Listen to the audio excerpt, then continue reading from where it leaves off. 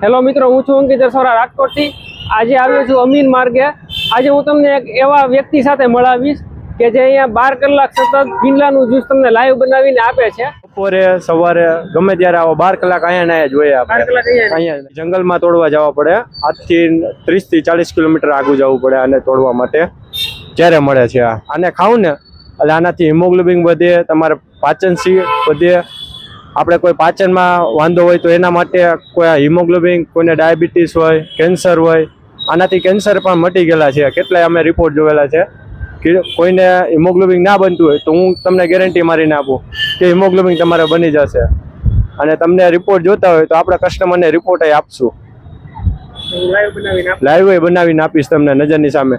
અને તમને કોઈ પણ બી સિટીમાં તમને કુરિયર પણ કરી આપીશ.